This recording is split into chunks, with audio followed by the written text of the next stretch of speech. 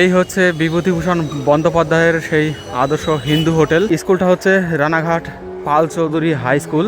এটাই হচ্ছে সেই চুনি নদী। আর এখানেই রয়েছে দেখো একটা আইকনিক ব্রিজ। নতুনের মাঝে পুরাতন কিন্তু ঠাঁই দাঁড়িয়ে আছে। এখানে একটু রিল্যাক্স করতে এসে আরও শরীর খারাপ হওয়া জোগাড়। আর রানাঘাটের এই অংশটা অপেক্ষাকৃত রানাঘাটের অন্যান্য অংশের থেকে যথেষ্ট শান্ত। আমার খুব সাবধানে ভিডিও বানাতে হচ্ছে, তার কারণ যেহেতু ভিডিও করছি তো অনেকে ঘুরে ঘুরে দেখছে। ইস্টার্ন রেলওয়ের হেলথ ইউনিটও এখানেই রয়েছে। দেখো ফুটওভার ব্রিজের উপরেই বিক্রি হচ্ছে পেয়ারা, ওখানে শাপলা ফুল, কিছু টুকিটাকি খেলনা জিনিসপত্র। সামনে এখানে রয়েছে রানাঘাট কলেজ। বলা হয়ে থাকে রানাঘাটের নামকরণ যার নামে হয়েছে, অর্থাৎ রানা ডাকাত, উনি নিজে থেকে এই মন্দিরের প্রতিষ্ঠা করিয়েছিলেন। এর নাম হচ্ছে ব্রজবল্লভ মন্দির। প্রবেশ মূল্য পার পারসন 20 টাকা করে, আর ক্যামেরা হলে তার জন্য আলাদা দিতে হবে। এখন এখানে চলছে ধামাল 4 হিন্দি ফিল্ম, বাংলায় অর্ধাঙ্গিনী, এদিকে জুলাই 23। এই রাস্তাতেই রানাঘাটের প্রচুর পরিমাণে বড় বড় শোরুম ছাড়াও রয়েছে ছোটোখাটো প্রচুর দোকানপাট। এটা হচ্ছে রানাঘাটের আরেকটি পুরাতন স্কুল, বলা ভালো বালিকা বিদ্যালয়, অন্যতম প্রাচীন পৌরসভা। এই হচ্ছে পৌরসভার পৌর ভবন। তো আজ আমি ঘুরে দেখব ভারতের চূর্ণী নদী তীরে গড়ে ওঠা এমন এক প্রাচীন জনপদ, যার সাথে যুক্ত রয়েছে ভারতের বিভিন্ন ঐতিহাসিক এবং সাংস্কৃতিক গৌরব। 1864 সালে অবিভক্ত বাংলার 7ম পৌরসভা হিসাবে যা আত্মপ্রকাশ করেছিল। শিক্ষা থেকে শুরু করে নীল বিদ্রোহের অন্যতম প্রধান কেন্দ্র, এশিয়ার প্রথম রবীন্দ্র ভবনের নির্মাণ, সবকিছুই এই শহরকে গৌরবের শিখরে শীর্ষায়িত করেছে। বিখ্যাত মিষ্টি পান্তুয়া, যার সারা বাংলা তথা সারা বিশ্বে যথেষ্ট খ্যাতি রয়েছে, তারও সৃষ্টি এই শহর থেকেই। বিভিন্ন নামি দামি ব্যবসায়িক প্রতিষ্ঠানে সমৃদ্ধ এই শহরই কবি নবীনচন্দ্র সেন থেকে শুরু করে রবীন্দ্র জীবনীকার প্রভাত কুমার মুখোপাধ্যায়, বিশিষ্ট শিক্ষাবিদ কালিময় ঘটক, নদিয়া কাহিনীর রচয়িতা কুমুদনাথ মল্লিক, কলকাতার প্রাক্তন mayor Santosh Kumar Bose, Olympian footballer নিখিল নন্দী, অনিল নন্দী, অজিত নন্দী, এছাড়া আরও বেশ কিছু ক্রীড়াবিদ এবং বলিউড তারকাদের জন্মস্থান। নতুন ও প্রাচীন সবকিছুর সংমিশ্রণে গঠিত এই শহরের নামকরণ নিয়েও রয়েছে নানা রকম মিথ। উইকিপিডিয়া থেকে জানা যায়, আগে এই শহরের নাম ছিল ব্রহ্মডাঙ্গা, তবে পরবর্তীতে চূর্ণী নদী তীরে বসবাসকারী রানা ডাকাতের ঘাঁটি থেকেই এই শহরের নামকরণ হয়েছিল রানাঘাট। তো আজ এই শহর ঘুরে দেখে এটা জানার চেষ্টা করব যে কেমনভাবে বর্তমানে শুরু হয় এই শহরের সকাল, শহরের অলিগলি বা কেমন দেখতে, যানবাহন চলাচল থেকে সমস্ত কিছুই। বর্তমানে এই শহর 8 বর্গ কিলোমিটারের মতন এরিয়া নিয়ে রয়েছে, যেখানে রয়েছে 19টি ওয়ার্ড এবং টোটাল এরিয়াতে প্রায় 3 লাখ থেকে 3.5 লাখের মতন লোক বসবাস করে থাকে। তো এই ভিডিওটা শুরু করতে চলেছি রানাঘাট জংশন রেলওয়ে স্টেশন থেকে। এই ট্রেনে চেপেই আমি এলাম। দেখতে পাচ্ছ প্রচুর মানুষ এই স্টেশনে নামলো, আবার প্রচুর মানুষ এই স্টেশনে দাঁড়িয়েছিল। তারা এই ট্রেনে চেপে তাদের পরবর্তী গন্তব্যের দিকে যাত্রা শুরু করেছে।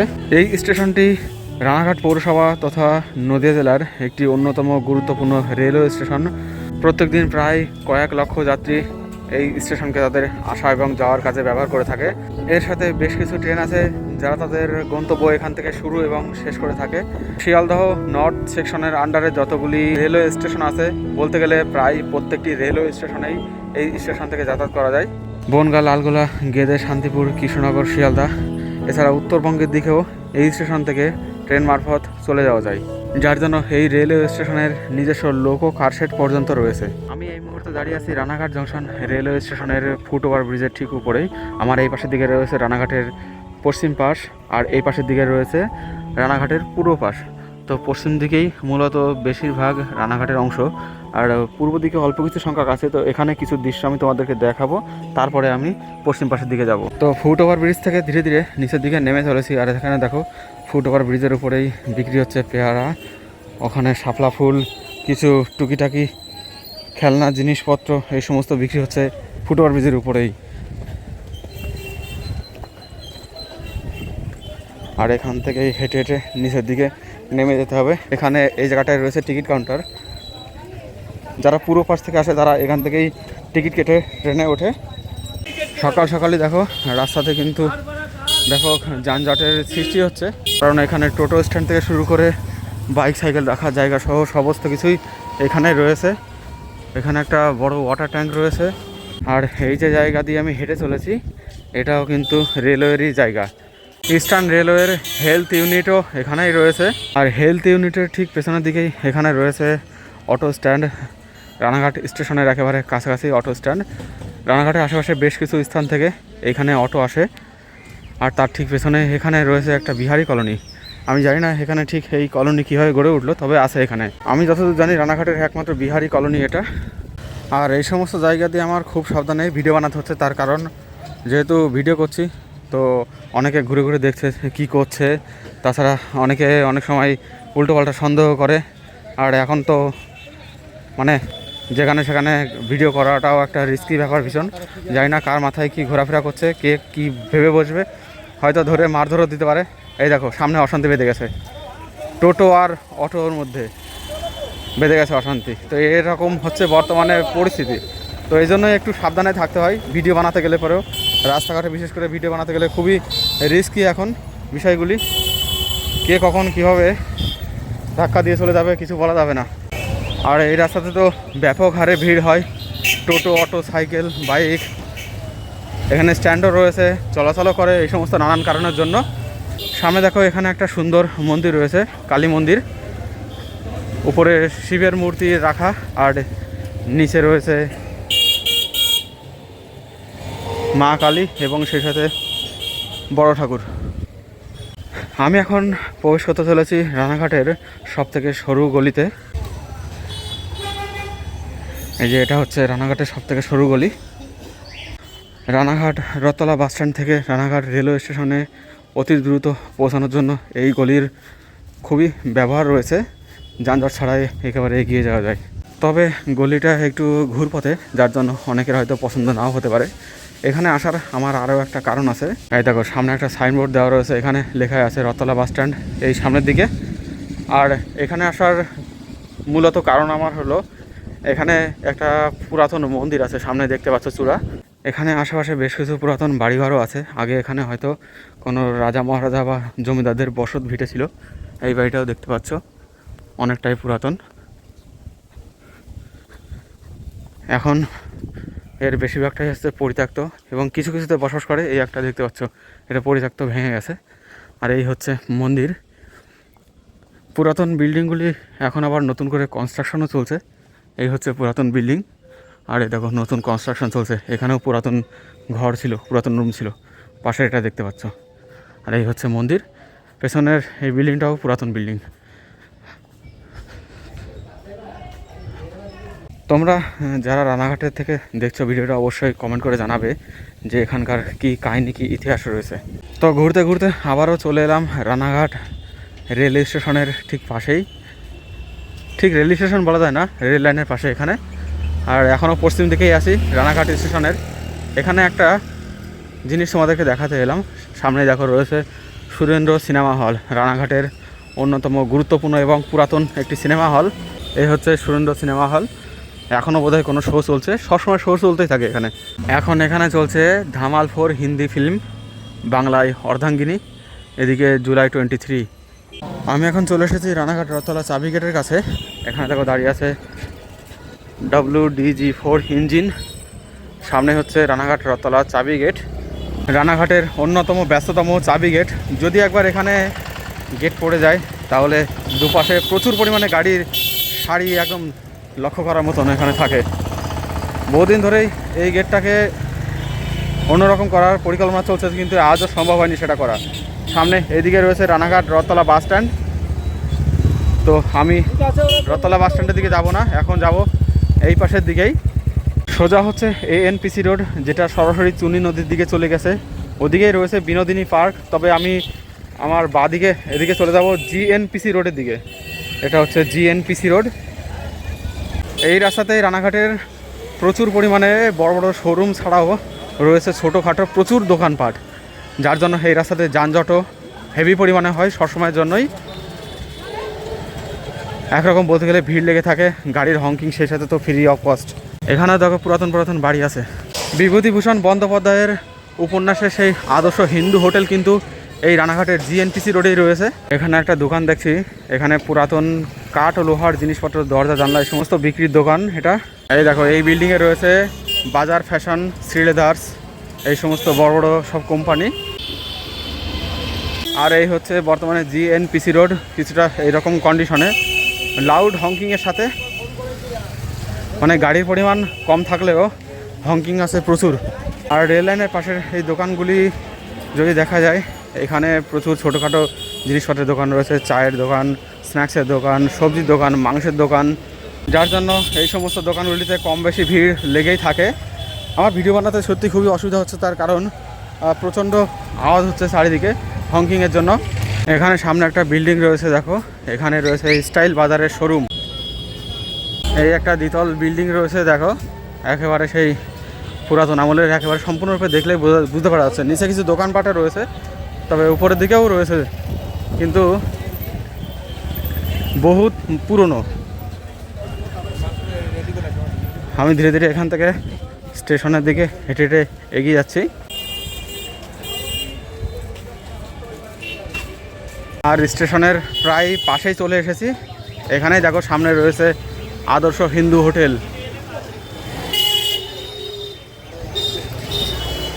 এই হচ্ছে সেই আদর্শ হিন্দু হোটেল। এই হচ্ছে বিভূতিভূষণ বন্দ্যোপাধ্যায়ের সেই আদর্শ হিন্দু হোটেল। এই হোটেলের অপোজিট দিকে রয়েছে রানাঘাট জংশন রেলওয়ে স্টেশন। এখন তো এখানে অমৃত ভারত প্রকল্পের আওতায় স্টেশন রেনোভেশনের কাজকর্ম চলছে। আদর্শ হিন্দু হোটেল থেকে এগিয়ে আসতে এখানে দেখো রানাঘাট স্টেশন সংলগ্ন স্থানে প্রচুর পরিমাণে জামা কাপড়ের দোকান রয়েছে, একেবারে রানাঘাট স্টেশনের পাঁচিল সংলগ্ন স্থানে। এই দেখো একেবারে পরপর লাইন দিয়ে রয়েছে দোকানগুলি। আর এই হচ্ছে এখানকার কন্ডিশন, সবসময়ের জন্য জাম লেগে আছে। এখানেই পাশেই রয়েছে রানাঘাট স্টেশনে প্রবেশের গেট। গেটটা কিছুটা এইরকম, এখানেও দুপাশে প্রচুর দোকানপাট রয়েছে গেটের মুখেও।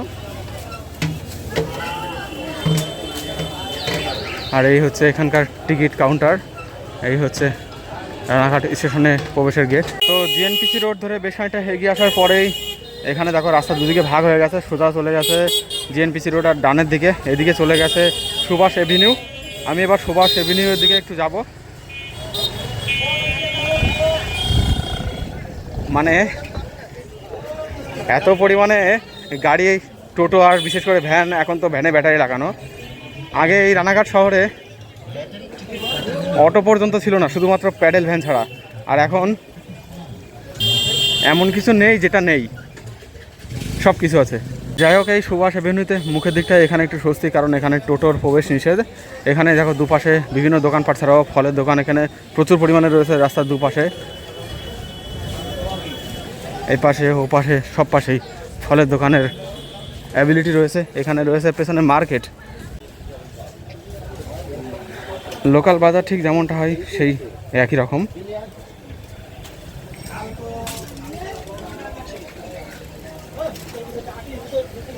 দেখো দুপাশে সবজি, ফল, মুদিখানা, এই সমস্ত দোকানপাট। তো সুভাষ অ্যাভিনিউ দিয়ে হেঁটে চলেছি। এখানে আবার টোটোর জঙ্গলের মধ্যে প্রবেশ করলাম। আর সেই সাথে উপর দিকে তাকিয়ে দেখো, উপর দিকে তারের জঙ্গল। মানে যখন তখন একটা দুর্ঘটনা ঘটে যেতে পারে, এমন পরিমাণে তারের জঙ্গল। আর এখানকার আশপাশের এরিয়াগুলি মূলত কর্মসংস্থানের জায়গায়, দোকানপাটে ভর্তি সব। এই সুভাষ অ্যাভিনিউতেই রয়েছে রানাঘাট পৌরসভা অফিস বিল্ডিং। রানাঘাটের অন্যতম প্রাচীন পৌরসভা, এই হচ্ছে পৌরসভার পৌর ভবন।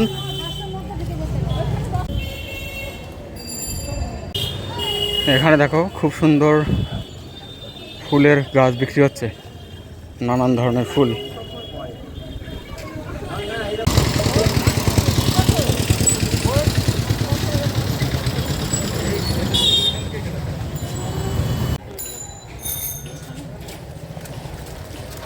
তো হাঁটতে হাঁটতে আমি চলে এসেছি চুনি নদীর তীরে। এটা হচ্ছে সেই নদী, যে নদীর তীরে রানা ডাকাতের ঘাঁটি ছিল, এবং এই রানা ডাকাতের ঘাঁটি থেকেই এই শহরের নাম হয়েছে রানাঘাট, এমনটা বলা হয়ে থাকে। এটাই হচ্ছে সেই চুনি নদী। আর এখানেই রয়েছে দেখো একটা আইকনিক ব্রিজ, যেটা চুনি নদীর উপরে রানাঘাটের আইকনিক ব্রিজ। পাশে রয়েছে স্কুল, এখানে বন্দে মাতরম প্রেয়ার হচ্ছে এখন।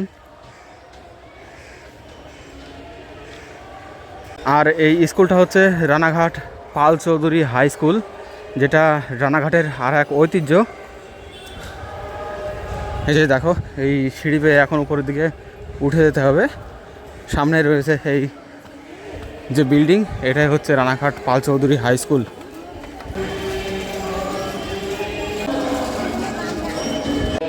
বন্দে মাতারাম গান প্রেয়ার কমপ্লিট হওয়ার পরে এখন জাতীয় সঙ্গীত প্রেয়ার হচ্ছে। তো প্রেয়ার কমপ্লিট, এবার এখান থেকে চলে যাব পাশের আইকনিক ব্রিজে। একেবারে পাল চৌধুরী হাই স্কুলের ঠিক অপোজিটেই চুনি নদীর উপরে সেই আইকনিক ব্রিজ রয়েছে রানাঘাটে। এখানে দেখো গ্রহরাজ মন্দির ও শিব মন্দির রয়েছে, আর এই হচ্ছে সেই আইকনিক ব্রিজ। এটা মূলত মানুষের হেঁটে পারাপারের জন্য, আর যে কিছু সাইকেল পারাপার করা যায়, বাদবাকি আর কিছুই কিন্তু এই ব্রিজ দিয়ে পারাপার করা যায় না। বনগাঁতে বিভূতিভূষণের বসত ভিটার পাশে ঠিক যেমন ব্রিজটা রয়েছে, এটাও একেবারে সেম ব্রিজই, কিন্তু এটার উপর দিয়ে মানুষের বেশি চলাচল থাকার জন্য এটা বেশি ঢিলেঢালা হয়ে গেছে আর কি, মানুষের অতিরিক্ত ব্যবহারে পুরো কাঁপছে ব্রিজটা। আর ওইদিকে হচ্ছে 12 নম্বর জাতীয় সড়ক।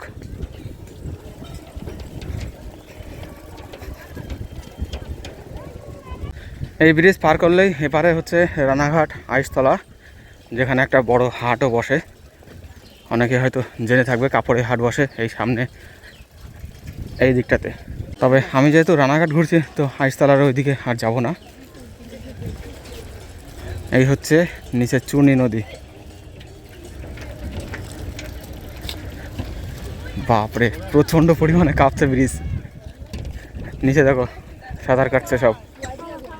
তো পাল চৌধুরী হাই স্কুল এবং রানাঘাটের ওই আইকনিক ব্রিজটা দেখে আসার পরে আমি এখন ধীরে ধীরে সামনের দিকে এগিয়ে চলেছি। আর রানাঘাটের এই অংশটা অপেক্ষাকৃত রানাঘাটের অন্যান্য অংশের থেকে যথেষ্ট শান্ত, রাস্তাও পুরো ফাঁকা। অন্যান্য অংশের তুলনায় এখানে জায়গাটা পরিষ্কারও আছে, আবার হংকিংও এখানে খুব কম, তার কারণ গাড়ির পরিমাণও এখানে কমই দেখছি। এইখানে কিছু ছিল পুরাতন, সূর্য ভবন 1895। এটা হচ্ছে রানাঘাটের আরেকটি পুরাতন স্কুল, বলা ভালো বালিকা বিদ্যালয়, রানাঘাট ব্রজবালা উচ্চ মাধ্যমিক বালিকা বিদ্যালয়। 100 বছর পার হয়ে গেছে এই স্কুলের বয়স। 1926 সালে এই স্কুল প্রতিষ্ঠা হয়েছিল। তো রোদ্দুরে ঘুরে শরীর ক্লান্ত হয়ে যাওয়ায় আমি এখন চলে এসেছি হাই রোডের কাছে, এই রানাঘাট কোট মোড়ে। আর এখানে আসার পরে উপরে ঠান্ডা তো পাচ্ছি, কারণ উপরে হাই রোড রয়েছে, কিন্তু নিচের এই আওয়াজে পাগল হয়ে যেতে হচ্ছে। এখানে এত পরিমাণে আওয়াজ, গাড়ির প্রচুর পরিমাণে হংকিং, তো এখানে দাঁড়িয়ে থাকাই মুশকিল হয়ে যাচ্ছে। উপরে তো ঠান্ডা আছে, কিন্তু নিচে প্রচণ্ড আওয়াজ। যাই হোক, হাই রোড এখানে এদিকে চলে গেছে কলকাতার দিকে, এদিকে রানাঘাটের ভেতরে, আর এদিকেই রয়েছে রানাঘাট কোর্ট। তো আমি আর ওদিকে যাব না, আবার পুনরায় রানাঘাটের মধ্যে প্রবেশ করব। এখানে তো খানিকটা সময় কাটালাম, তো আমার মাথা পাগল হয়ে যাচ্ছে, আমি আর এখানে থাকতে পারছি না, এত পরিমাণে আওয়াজ। এখানে চলে যাচ্ছি কোর্টমোড় থেকে, এখানে একটু রিল্যাক্স করতে এসে আরও শরীর খারাপ হওয়া জোগাড়। তো হাই রোড ধরে বেশ খানিকটা এগিয়ে আসার পরে আমি এখন চলেছি রানাঘাট কলেজের দিকে। আর এখানে দেখো কলেজের পাশে বাস স্ট্যান্ডও রয়েছে, এখান থেকে কৃষ্ণনগর, নবদ্বীপ আরও বিভিন্ন স্থানে বাস মারফত যাওয়া যায়। কিছু দূরপাল্লার বাসও এখান থেকে ছাড়ে। আগে এই বাস স্ট্যান্ডটা মূলত রেলওয়ে স্টেশনের একেবারে পাশেই ছিল, তবে পরবর্তীকালে এটাকে সরিয়ে নিয়ে এখানে নিয়ে আসা হয়েছে। এই দেখো, এই বাসটা কাটোয়া যায় এখান থেকে।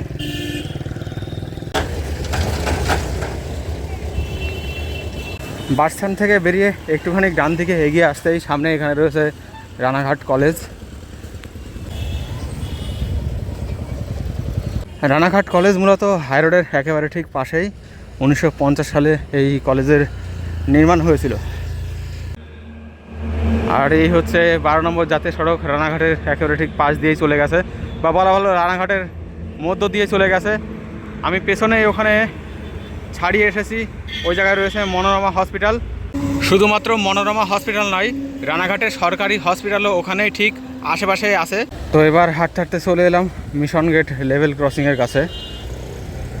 এই যে সামনে হচ্ছে মিশন গেট লেভেল ক্রসিং, এখান থেকে আবার আমি রানাঘাটের মধ্যে প্রবেশ করব। আর এই দেখো, রানাঘাট কল্যাণী থার্ড লাইনের জন্য এখানে নতুন স্লিপার নিয়ে এসে রেখেছে। এই পাশে রয়েছে রানাঘাট গামী রেল লাইন, আর মেবি কোনো ট্রেন আসবে এখন। এই যে শুধুমাত্র WDG-4 ইঞ্জিন। তো আরও কিছু দেখানো বাকি আছে বলে স্টেশন অভিমুখে যাচ্ছিলাম। দেখো আকাশে একেবারে ঘন কালো মেঘ করেছে আর কিরমির কিরমির বৃষ্টি শুরু হয়ে গেছে ইতিমধ্যেই। তো জিএনপিসি রোড ধরে আবারও রানাঘাট জংশন রেলওয়ে স্টেশনের দিকে ফিরে চলেছি। আর এই রেলগেটের কাছে এসে পৌঁছালাম। এখনও রানাঘাটে আরও কিছু দেখানোর মতো বাকি আছে, সেই জিনিসগুলো তোমাদেরকে এবার আমি দেখাবো। একেবারে রানাঘাট জংশন রেলওয়ে স্টেশনের গেটের কাছে চলে যাই। তার আগে দেখো এখানে রয়েছে দুর্গাদাস পার্ক। আর পার্কের তো বর্তমানে পরিস্থিতি অনেকটাই খারাপ।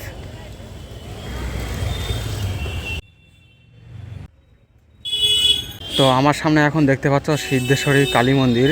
মূলত এই মন্দির দেখানোর জন্যই আমি রানাঘাট স্টেশন থেকে আবারও এদিকে চলে এলাম। বলা হয়ে থাকে রানাঘাটের নামকরণ যার নামে হয়েছে, অর্থাৎ রানা ডাকাত, উনি নিজে থেকে এই মন্দিরের প্রতিষ্ঠা করিয়েছিলেন। এই হচ্ছে মন্দির, আর ভেতরে দেখতে পাচ্ছ মায়ের মূর্তি রয়েছে।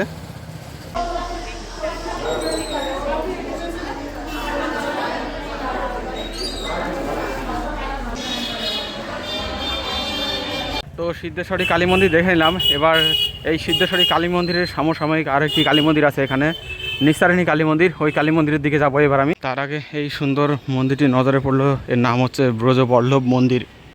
বেশ সুন্দর মন্দির, তবে শুধুমাত্র মন্দির নয়, এখানকার আশেপাশের কনস্ট্রাকশন দেখলে এখানকার প্রাচীনত্বর ব্যাপারটা বুঝতে পারা যাচ্ছে।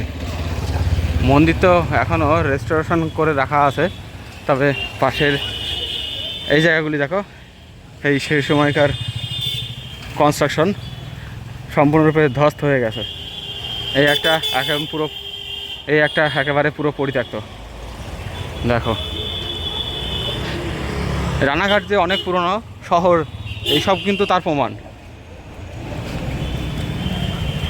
আর ব্রজবল্লভ মন্দিরের ঠিক পাশেই এই হচ্ছে নিস্তারিণী কালী মন্দির। এখানে ভেতরে প্রবেশের কোনো রাস্তা নেই, বোধহয় পাবলিক প্রপার্টি। এই হচ্ছে গেট, তা আবার তালামারা। এই হচ্ছে সাইড থেকে নিস্তারিণী কালী মন্দির। এই জায়গাটিতে পুরনো কনস্ট্রাকশন যেমন রয়েছে, ঠিক একই রকমভাবে নতুন নতুন কনস্ট্রাকশন, নতুন নতুন বিল্ডিংও কিন্তু এখানে রয়েছে। বলতে পারো পুরনো জিনিসগুলিকে পাল্টিয়ে নতুন করে এখানে সাজিয়ে তোলা হচ্ছে এই দিকটা। তো সেদিক থেকে বলতে গেলে এই জায়গাটা রানাঘাটের স্টেশনের আশেপাশের জায়গা থেকে অনেকটাই ডেভেলপ, যদিও রাস্তাগুলো ন্যারো। আর এই রাস্তা চওড়া হওয়ার আর কোনো উপায়ও নেই, কারণ পাশে বিল্ডিং, উঁচু উঁচু বিল্ডিং নির্মাণ হয়ে গেছে। আর নিত্য নতুন কনস্ট্রাকশন হলেও কী হবে, এখানে সেই হংকিং প্রচণ্ড আওয়াজ। এই দেখো পুরনোর মাঝে, মানে নতুনের মাঝে পুরাতন কিন্তু ঠাঁই দাঁড়িয়ে আছে এখানে। এখনও বিল্ডিংটিতে বোধহয় মানুষ থাকে। এই দেখো কত পুরনো। এই জায়গাটিতেই পাশে বিনোদিনী পার্কও রয়েছে। তো বিনোদিনী পার্কের দিকে একটুখানি যাব। পার্কের ভেতরে প্রবেশ করব না, শুধুমাত্র বাইরে থেকে পার্কটাকে দেখেই চলে আসবো। এই যে সামনেই চলে এসেছি। এই হচ্ছে সামনে বিনোদিনী পার্ক, যার প্রবেশ মূল্য পার পারসন 20 টাকা করে, আর ক্যামেরা হলে তার জন্য আলাদা দিতে হবে।